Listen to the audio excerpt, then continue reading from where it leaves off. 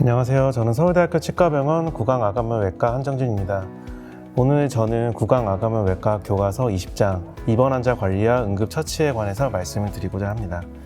20장은 첫 번째 수술 전 환자 관리, 전신 마취, 의식화 진정, 수술 후 환자 관리, 응급처치와 심폐소생술, 의료 분쟁 시 고려사항 이렇게 6가지 내용을 다루고 있습니다. 먼저 수술 전 환자의 관리입니다.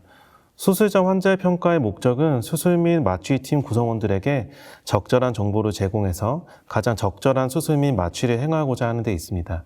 수술 전 환자의 평가를 할 때에는 환자의 예전 의학적 기록을 검토해야 하고 예전의 병력이나 수술 경험에 대한 환자 또는 믿을 만한 보호자와의 대화, 그리고 전신 마취 혹은 깊은 진정요법 시에는 기도 확보에 영향을 줄 수 있는 심혈관 또는 호흡기 질환을 특별히 주의해서 진찰을 해야 됩니다. 또한 의학적 검사 결과의 검토와 필요시에는 자문이 필요할 수 있고 수술 전 환자의 위험 요소를 확인할 필요가 있습니다. 마지막으로 치료 방법을 결정하고 승낙서를 받기 위해서 환자와 보호자의 상담이 필요합니다. 환자의 평가는 크게 2가지로 나눌 수 있는데요. 먼저 신체적 평가와 심리적 평가입니다. 신체적 평가에는 정확한 진단과 치료 계획 수립이 필수적입니다. 따라서 질병의 종류나 진행 정도, 치료에 대한 반응을 분석하고 우선순위 결정에 도움을 주고요. 그리고 예후의 예측이 가능하게 합니다. 이러한 부분은 특히 전신질환자에서 중요하다고 생각이 됩니다. 또한 이전의 부작용이나 합병증 경험, 그리고 약물의 알레르기 등도 마찬가지로 평가되어야 하고 이러한 평가하는 부분들은 정규 수술뿐만 아니라 응급수술 모두에서 그 평가가 필요하다고 볼 수 있습니다.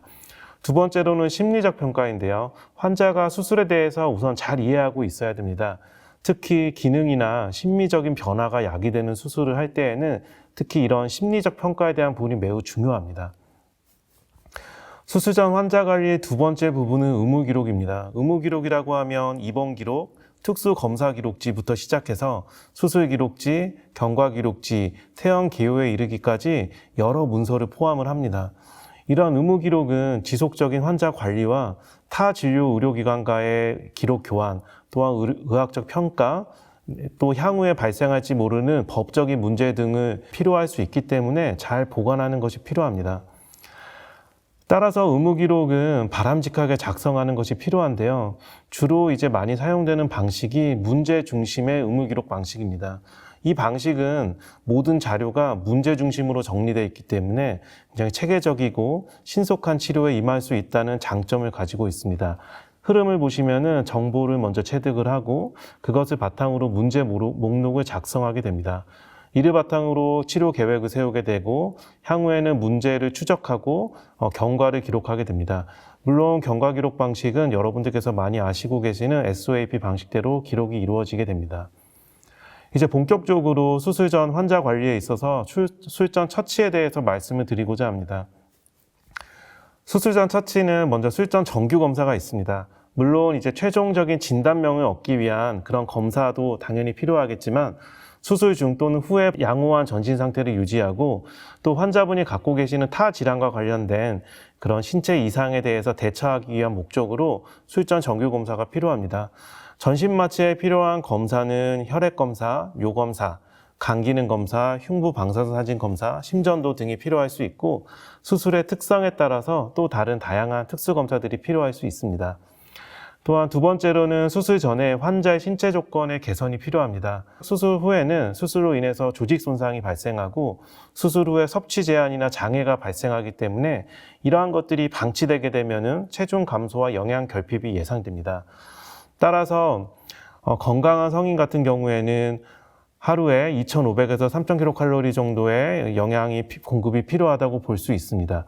또한 혈장 단백질에 있어서도 너무 일정 수준 이하일 때에는 염증기가 지속되고 신생혈관 형성이 저해되고 또 콜라겐 합성 저해로 인해서 창상 치유가 지연되기 때문에 이러한 혈장 단백질 수치도 어느 정도 일정 수준 이상으로 유지하는 것이 필요하다고 볼 수 있습니다. 다음으로는 수분 및 전해질의 균형이 필요합니다. 특히 대사성 질환이나 염증 질환, 외상 환자, 장기 입원 환자분들 같은 경우에는 이런 부분들을 수술 전에 회복하는 것이 필요합니다. 수행량을 계산하는 방법에는 몸무게에 기초를 둔 방법, 체중과 체표 면적에 기반을 둔 방법, 아니면은 필요 열량에 의한 방법, 이런 여러 가지 방법들이 있는데 각각의 방법에 맞추어서 수행량을 적절히 계산해서 이런 부분들에 있어서 균형을 유지해 주는 것이 필요하다고 볼 수 있습니다. 또한 이제 혈액 상태도 개선을 해줘야 되는데요. 외상으로 인해서 대량적으로 실혈이 발생했을 경우, 아니면 혈액 질환으로 기인한 빈혈, 혈액 응고 장애 등도 효과적이고 성공적이고 안전한 수술을 위해서는 이러한 부분들도 수술 전에 미리 개선이 돼야 될 필요가 있습니다. 마지막으로 이제 다양한 전신 질환들도 고려가 돼야 되고 감염 예방도 필요하다고 볼 수 있습니다. 수술 직전에 꼭 처치해야 되는 사항들에서 말씀을 드리면은 우선적으로는 공복 유지가 필요합니다. 공복 유지를 하지 않을 경우에는 위장관 내용물이 역류가 돼서 호흡장애나 흡인성 폐렴 등 마취 합병증이 발생할 수가 있습니다. 따라서 고형 음식 같은 경우에는 최소한 7시간에서 10시간 전에, 수분은 4시간 전부터 금식하는 것이 필요합니다. 물론 소아나 당뇨병 환자는 금식 기간이 연장되지 않도록 수술 시간을 조절하는 것이 필요합니다. 그 밖에 수술하는 부분의 피부 관리, 아니면 마취 전에 환자 방문, 정맥 주사와 수액 연결, 다양한 전투약들, 이런 것들이 이제 수술 전에 우리가 꼭 챙겨야 되는 부분이라고 볼 수가 있습니다. 두 번째로는 이제 전신 마취에 대해서 말씀을 드리고자 합니다.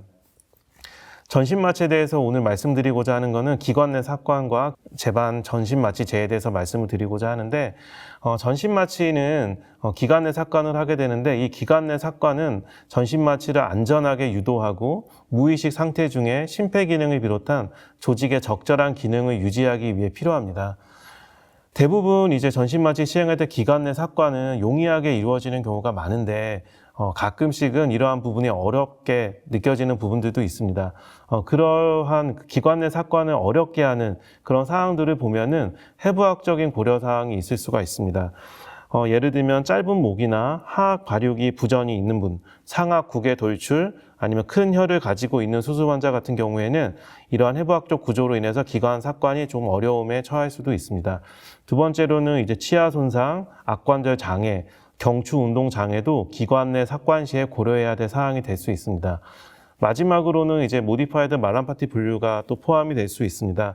예를 들어서 말란파티 분류 클래스 1 같은 경우는 그림에서 왼쪽에 있는 그림처럼 우블라와 톤실, 영구개가 모두 보이는 경우에는 기관 내 삭관이 좀 용이할 수 있지만, 마지막 가장 오른쪽에 있는 그림에서 보시는 것처럼 겨우 경구개만 보이는 정도에서는 클래스 4와 같은 경우에는 기관 내 삭관이 어려울 수 있다는 점을 알고 계셔야 될 것입니다. 그런데 저희가 구강아감염 외과의 수술을 할 때에는 입안으로 수술을 하기 때문에 사실 구강을 통한 기관 내 삭관을 했을 때에는 수술 시야의 확보가 어렵고 감염에 있어서 어떤 어려움이 있습니다. 따라서 구강아감염 영역의 수술을 할 때, 특히 구강 내 병변으로 인해서 구강을 통한 삭관이 곤란할 때, 구강 및 아감면 수술 시에, 또는 중환자 호흡 관리 시에 비강 삭관을 통한 기관 내 삭관이 적응증이 될 수 있습니다. 다만 이제 비강 삭관에 했을 경우에는 비출혈이나 아데노이드 손상, 이관의 폐쇄 현상, 상악동염, 폐혈증 등의 부작용이 발생할 수 있다는 점도 알고 계셔야 될 것입니다. 다음으로 이제 전신 마취를 위한 마취제 및 근위안제에 대해서 말씀을 드리면, 정주용 마취제, 흡입용 마취제가 있고 또한 근위안제가 있습니다. 정맥 마취제 같은 경우는 이제 직접 정맥 주입으로 사용하는 방법이라서 간단한데, 주로 마취 유도나 마취 유지를 위해서 흡입용 마취제와 함께 사용하는 경우가 많습니다. 대표적인 약 중에 하나가 프로포폴이 되는 거고요.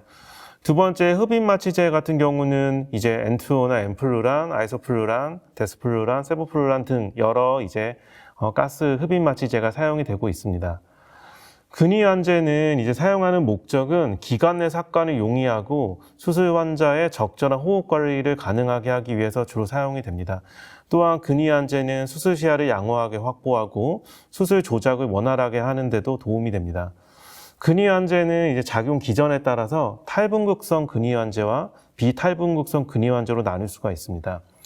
여기서 하나 알아두셔야 되는 거는 비탈분극성 근위환자의 체내 잔류 효과로 인해서 수술 환자가 수술 후에도 정상적인 호흡을 유지하지 못할 때가 있습니다. 이럴 때에는 잔류 효과를 역전시킬 수 있는 항콜린 에스터라이즈를 사용해서 환자의 호흡을 정상화하는 것이 필요합니다. 세 번째로 말씀드린 내용은 이제 의식화 진정입니다. 많은 치과 의사분들께서 이제 세데이션 치료를 하시고 계실 것입니다. 이제 의식화 진정이라고 하면 환자가 의사의 지시에 따를 수 있고 타인의 도움 없이 본인의 기도를 유지할 수 있는 상태로 의식이 낮아진 상태를 의미합니다. 이제 약제와 마취 방법, 필요성에 따라서는 의식화 진정 대신에 깊은 진정을 사용하기도 합니다. 의식화 진정도 마찬가지로 환자의 신체적 및 정신적 평가가 합병증 및 부작용을 줄이고 마취의 질을 향상시키기 위해서 필요합니다. 의식화 진정을 할 때에는 이제 맥박산소 측정기나 혈압계를 통해서 환자를 모니터링하는 것이 필요합니다. 환자 감시에 있어서 최우선의 목표는 안전이기 때문에 심혈관계 억제나 호흡 억제를 최소화하고 효과적인 감시를 통해서 합병증을 최소화하는 것이 필요합니다. 이러한 부분들은 혹시나 모를 이벤트가 발생했을 경우에 이를 빨리 인지하고 적절히 대처해서 환자의 안전을 보장해 주는 데도 도움이 됩니다. 의식화 진정은 진정의 수준에 따라서 세 가지로 나눌 수가 있습니다. 최소 진정, 중등도 진정, 깊은 진정인데요. 최소 진정은 환자의 의식 수준이 최소한으로 억제된 상태로 기도가 자발적이고 지속적으로 유지되고 물리적 자극이나 구두 명령에 적절히 반응할 수 있는 상태입니다. 반대로 깊은 진정은 의식이 억제된 상태이기 때문에 반복된 구두 명령이나 통증 자극에 쉽게 깨어나지 않는 상태로 하지만 시술자의 의도대로 반응할 수 있는 상태입니다. 이 깊은 진정 상태에서는 대체적으로 심혈관계는 일반적으로 유지가 되지만 자발 호흡이 저하될 수 있기 때문에 기도 유지와 호흡 상태를 관찰하는 것이 반드시 필요합니다. 의식화 진정의 종류도 마찬가지로 이제 약제를 주입하는 방식에 따라서 경구 진정, 흡입 진정, 근주 진정, 정주 진정 등으로 나눌 수가 있습니다. 먼저 경구 진정 같은 경우에는 어렸을 때 어린이 때도 이제 사용이 되는 친숙한 방법인데 따라서 이제 환자분들의 정서적인 거부감이 적고 적응이 쉬운 점이 장점입니다. 단독으로 사용될 수도 있고 안정제 역할로도 사용이 될 수가 있습니다. 두 번째로는 이제 흡입 진정입니다. 흡입 진정은 이제 N2O를 포함해서 이제 다양한 가스가 이제 사용이 됩니다. N2O 같은 경우는 자극이 없고 달콤한 냄새가 나는 무색의 가스고 흔히 이제 환자가 협조를 보이면서 진정 효과를 나타내는 N2O의 적절한 농도는 약 35%로 알려져 있습니다. 약물의 작용이 빠르고 회복 시간이 짧기 때문에 단독으로 외과적 수술에 필요한 마취 심도를 얻기에는 좀 어려운 점이 있을 수 있습니다. 다만 이제 내과적인 문제가 있는 환자에게는 산소의 추가 공급이 필요할 수 있다라는 점을 알고 계셔야 되겠습니다. 세 번째로는 이제 근주 진정인데요. 근주 진정은 통상적으로 IV 라인 확보하기가 어려운 경우로 한정돼서 사용되는 경우가 많습니다. 대표적인 예가 심한 행동 조절 장애를 가진 소아 환자입니다. 근주 진정을 하는 부분은 이제 삼각근, 외측 광근, 둔부의 복면이나 대둔근 등에 이제 적용을 하게 되고요. 약효는 근육 내 흡수도에 따라서 달라질 수 있습니다.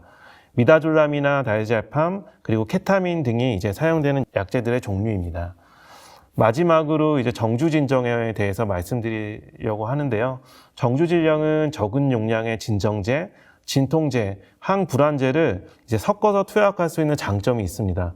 또한 IV 라인이 확보가 되기 때문에 응급 상황에서 약물 투약을 굉장히 용이하다는 점이 장점입니다. 또한 항콜린성 약제를 병용 투여함으로써 타액 분비를 줄일 수 있다는 점도 장점이 될 수가 있습니다. 하지만 이제 주사침 자입에 따른 혈종이나 정맥염 등의 이런 부작용들이 발생할 수가 있고 때로는 소아나 노인 같은 경우에는 정맥 혈관을 확보하는 데 어려움이 있습니다. 그리고 간혹 가다가는 근육 주사나 흡입으로 진정을 했다 하더라도 응급사항에 대처하거나 추가적인 진정을 위해서는 정맥로를 잡는 경우들이 있습니다. 정주 진정에 사용하는 약물에는 미다졸람, 대표적으로 프로포폴 이런 약제들이 있는데 오늘은 미다졸람에 대해서만 말씀을 드리면은 미다졸람은 이제 단독으로 또는 다른 약제들과 함께 정맥 주사하는 경우가 널리 사용이 됩니다. 작용 발현이 빠르고 짧은 방광기로 인해서 외래 진정 과정에 적합하고 대체적으로는 1시간 정도 지속되는 치과나 외과적 술실에 적합합니다. 선행적 기억 상실에 효과가 있기 때문에 장점으로는 공포와 통증에 대한 기억 소실이라는 장점이 있지만 수루 주의사항 등에 대해서 환자의 반응이 정상적이지 않을 수 있다는 단점이 있습니다. 기량제로는 이제 플루마제니를 사용할 수가 있습니다. 네 번째로 이제 수술 후 환자 관리에 대해서 말씀을 드리고자 합니다. 수술 후에는 대표적으로 이제 회복실과 중환자실을 운영을 하고 있습니다. 회복실은 수술을 마치고 마취해서 완전히 깬 후에 환자가 안정을 회복할 때까지 이제 회복실에서 관리를 하게 되고요. 중환자실 같은 경우에는 중증의 환자나 치료 도중에 합병증이 발생한 환자를 주로 치료하기 위해 만들어졌습니다. 심폐기능의 합병증, 급성 심부전증, 폐혈증 등과 같은 질환이 발생할 때에는 즉시 이곳에서 집중적인 관리가 이루어지고 있습니다. 수술 후 환자 관리에 대해서 이제 보다 본격적으로 말씀을 드리면 수술 후에는 환자들이 어떤 수술이나 조직 손상에 따라서 어떤 신체적인 변화가 발생을 하게 됩니다. 이제 대표적으로 이제 내분비나 대사기전의 변화가 발생하는데요. 이러한 변화 때문에 수술 후에는 반드시 수분과 전해질에 대한 관리가 필요하게 됩니다. 응급 환자 같은 경우에는 혈액 소실이나 탈수로 인해서 체액이 부족한 경우가 많고 또 수술 과정이나 수술 후에는 항이뇨 호르몬이나 알도스테론 등이 작용하기 때문에 여러 가지 수분에 대한 조절이 필요할 수 있습니다. 또한 이제 수술 후에는 전해질 불균형이 초래될 수 있기 때문에 전해질 공급이 적절하게 이루어질 필요가 있습니다.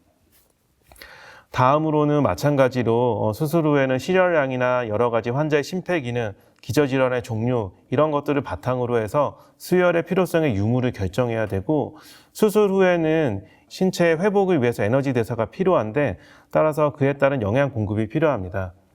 만약에 이 영양 공급이 제대로 이루어지지 않을 때에는 상처 치유 장애나 감염에 대한 저항력 약화가 있을 수 있기 때문에 적절한 영양 관리가 필요하다고 볼 수 있습니다. 그런데 이제 저희 구강암외과 영역에서 수술을 하게 되면은 정상적인 음식 섭취가 불가능한 상태가 많습니다. 따라서 이럴 때에는 위장계를 통해 음식을 투여하는 것이 필요한데요. 이러한 것의 대표적인 게 이제 비위관을 이용하는 것입니다. 그런데 이제 비위관, 코를 통한 이제 음식을 섭취하는 것이 좀 불가능할 경우에는 경피적 내시경 위루술을 이제 사용하는 경우도 있습니다. 이제 환자분들에 따라서는 이러한 장관 영양 공급이 용이하지 않은 환자분들도 있습니다. 이럴 때에는 정맥을 이용해서 말초 정맥 영양이라든가 완전 정맥 영양의 방법을 통해서 영양 공급을 해주는 것이 수술 후에 필요합니다.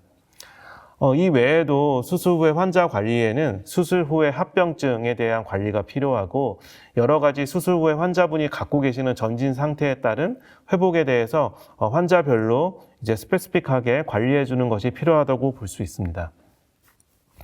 네, 다섯 번째로 이제 말씀드릴 부분은 응급처치와 심폐소생술입니다.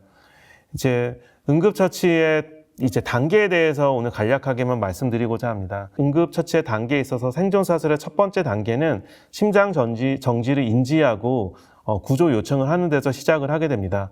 이후에는 심폐소생술, 제세동, 전문 소생술의 과정을 거치게 되고 소생 후 치료의 과정으로 이제 마무리가 되게 됩니다. 기본 소생술의 첫 번째 단계는 현장 안전을 살피고 환자의 반응을 확인하는 것입니다. 그리고 나서는 응급의료체계의 신고가 이루어지게 됩니다. 그리고 나서는 호흡과 맥박을 확인하게 되고 가슴 압박이 이루어집니다. 가슴 압박은 같은 경우에는 압박 깊이는 성인의 경우에 약 5cm 정도, 분당 100회에서 120회 정도 유지하시는 것이 필요하고 가슴 압박 이후에 다음 가슴 압박 그 사이에는 혈류가 심장으로 충분히 채워지도록 가슴의 이완이 필요합니다. 가슴 압박과 인공호흡의 비율은 주로 30대 2로 시행하는 경우가 일반적입니다. 다음으로는 이제 기도 유지나 인공호흡이 필요한데요.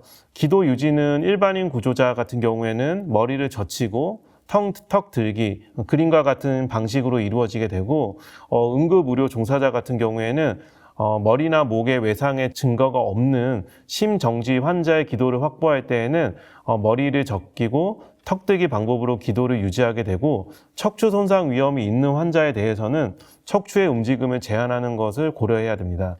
따라서 경추 손상이 의심이 되는 환자들은 머리를 신전시키지 않고 턱을 들어 올리는 방법을 사용하게 됩니다.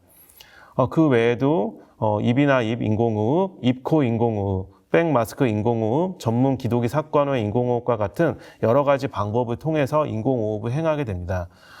환자가 반응은 없지만 정상적인 호흡과 효과적인 순환으로 회복이 됐을 때에는 이제 혀나 구토물로 기도가 막히는 것을 예방하고 흡인의 위험성을 줄이기 위해서 다음 그림과 같은 회복의 자세를 취해주게 됩니다. 마지막으로 이제 치과 진료할 때에는 입안에서 다양한 기구들을 이용한 이제 치료가 이루어지기 때문에 이물에 의한 기도 폐쇄가 발생할 수 있습니다. 이러할 때 일반적으로는 이제 복부 밀어내기, 오른쪽에 있는 그림처럼 하임리히법을 이용을 하게 되는데요. 만약에 환자가 효과적으로 기침을 하지 못하는 성인이거나 아니면 소아 환자 같은 경우에는 등두드기를 이용해서 이물에 의한 기도 폐쇄를 해결을 하게 됩니다. 자, 오늘 이제 마지막으로 말씀드릴 내용은 의료 분쟁 시의 고려사항입니다. 의료 과실은 현재 의학 수준에 비추어서 적절한 진료 조치를 취하지 못했을 경우를 의미하게 됩니다. 주로 주의의 의무 위반, 설명의 의무 위반, 세 번째는 상급 병원 또는 대치과 대학 병원으로의 전원 의무의 불이행 등을 포함하게 됩니다. 의료 분쟁 시에 해결하는 방법에는 크게 세 가지가 있는데요. 첫 번째 방법은 의료 배상 책임 보험, 두 번째 방법은 한국소비자원, 세 번째 방법은 의료 사고 시의 민사소송입니다. 의료 배상 책임 보험은 개인 개업이가 보험 기간 중에 환자에게 가한 손해에 대하여 배상 책임을 지는 경우에 이를 전보하는 보험을 의미합니다. 한국소비자원은 이제 소비자가 피해 구제를 신청을 접수하게 되면 피해 구제 신청일로부터 30일 이내에 원만한 합의가 이루어지지 않을 경우에 소비자 분쟁 조정위원회에 조정을 신청하게 됩니다. 특별한 사안의 경우에는 90일까지 합의 공고 기간이 연장이 가능합니다. 그리고 이러한 조정위원회 최종 결정에 대해서는 15일 이내에 양 당사자에게 수락 여부를 확인하게 됩니다. 만약에 성립되지 않은 사건에 대해서는 소비자가 소송 등으로 해결을 하게 됩니다. 마지막으로 의료사고 시에 민사소송을 제기하게 되면 판사가 양쪽 자료 검토를 한 후에 추가 질의서를 보내올 수가 있고 법원에서는 최종 결정 후에 통상적으로 보상액을 제시하며 합의를 권유하게 됩니다. 만약 의사가 받아들여지지 않을 경우에는 판사는 신체 감정서를 의뢰하고 이를 바탕으로 최종 판결을 하게 됩니다. 이런 의료 분쟁 시에는 구강-아감한 영역에 있어서 장애 등급을 판정하는 경우가 많습니다. 이 장애 등급의 판정은 2004년도 이후에 보건복지부에서 장애인에 대한 처우 개선 및 복지 향상을 목적으로 등급 판정이라는 개념을 도입했습니다. 이 장애 평가는 다양한 기능을 가지는 신체 각 기관들의 기능 이상으로 인해서 신체 장애율이나 노동 능력 상실률이라는 추상적 개념을 정량화한 수치로 표현하는 것입니다. 그런데 아쉽게도 이제 구강-아감염 외과 의사가 판정하는 분야는 언어 장애와 안면 장애로 제한이 되어 있고 따라서 그렇기 때문에 향후에는 저작 장애나 연화 장애, 측두하 관절 장애 등을 포함하는 그런 기준을 마련하는 것이 현재 시급한 상황입니다. 이제 이러한 장애 등급 판정에 도움을 주는 여러 방법들이 있습니다. 많은 분들이 아시는 방법 중에 하나가 맥브라이드 방법입니다. 맥브라이드 방법은 피해자의 장애에 해당하는 예시 등급을 찾고 직업별 장애 개수를 참조해서 장애율을 판단하게 됩니다. 이 판정법의 장점은 노동 능력 손상률을 동시에 판정할 수 있다는 장점이 있습니다. 하지만 최신판을 적용하여도 이미 너무 오래전의 기준을 적용하고 있다는 문제점이 있습니다. 흔히 우리나라에서는 자동차 종합보험에 의한 피해자 보상, 법원의 심체 감정도 해당 방식으로 판정해 주기를 보통은 요구하고 있습니다. 그 외의 방법은 미국 의학협회에서 출판하는 연구 장애 평가에 대한 지침서 내용에 따라서 평가하는 방법이 있습니다. 하지만 이제 국내 실정의 모든 부분을 만족시킬 만한 평가 방법은 없습니다. 따라서 다양하고 최선의 평가 방법으로 평가를 시행해야 되는 것이 사실은 필요합니다. 이제 많은 분들께서 이제 궁금해하시는 부분 중에 하나인데요. 그러면 언제 장애 등급을 판정을 해야 되느냐? 이 장애 등급 판정 시기에 대해서 이제 말씀을 드리면은 첫 번째는 원인 진단 등에 대하여 충분히 치료가 이루어져서 장애가 고착되었을 때 판정하는 것이 일반적입니다. 그리고 원인 질환이나 또는 부상 등의 발생 후에 또는 수술 후 6개월 이상 지속적으로 치료한 후에 이제 판정을 하게 되고, 의료적 조치로 기능이 회복될 수 있다고 판단하는 경우에는 장애 판정을 처치된 후로 유보하여야 됩니다. 또한 장애 정도의 변화가 예상되는 경우에는 반드시 최초 판정 후 2년 이상 경과한 후에 재판정이 이루어져야 되고요. 만약에 2년 이내에 장애 상태의 변화가 예상될 때에는 장애 판정하는 것을 유보할 필요가 있습니다. 자, 오늘 사실은 이제 상당히 많은 내용들에 대해서 여러분들께 말씀을 드렸습니다. 어떻게 보면은 여러분들께서 이제 일상적으로 이제 좀 접하지 않은 내용들의 부분일 수도 있겠지만, 이러한 부분들을 오늘 이제 조금이라도 알아두시면은 향후에 진료하시거나 하실 때 많은 도움이 되시지 않으리라 생각됩니다. 오늘 이제 짧은 시간 동안 경청해 주셔서 감사합니다.